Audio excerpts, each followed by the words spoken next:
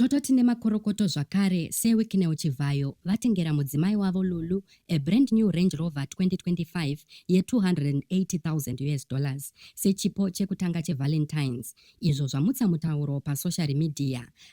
Nhasi vamwe vanorara nebhutsu. Mhuri yeZimbabwe kusangana zvakare panonzi pano patinokupakurirai dzese dziri kupisa pasocial media, mafresh ose emunyika yedu yeZimbabwe. Kana iri first time yenyu kuvawo pano, please ndapota bayai apo pakanzi subscribe mobva malaikawo nekushayawo vhidhiyo rino. Izvi zvinobatsira kuti risvike kure. Kunyangwe vamwe vakorokotedza vaviri ava, vamwe vabvunzana nezvesarudzo yemhando yemota iyi vachisajesta kuti aiwa zvese Wicknell, Range Rover yazara iyi ndo yakazara nevasikana vemabhotiki, dei Lulu mamutengerawozve iri Mercedes G-Wagon. Vamwe vayeuchidza Lulu mukuseka vachiti ngaasakanganwe kuwedzera michinjikwa 3 pamotokari iyi.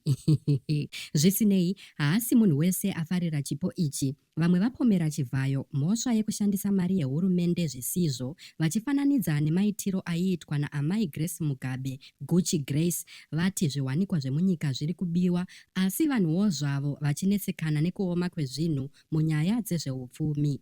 Vamwe vatora danho rakanyanyisa vachiratidza kuomarara kwakaita muzvipatara nezvikoro zvemuZimbabwe. Vati pachinzvimbo chekuti vabvise $280,000 vachitenga motokari yemhando yepamusoro, vaChivhayo vangadai vasponsa zvikoro votengera Lulu mota iri reasonable price. Kungoti munhu audzirwe zvake nemari yake, tongoti congratulations muroora wenyika Lulu.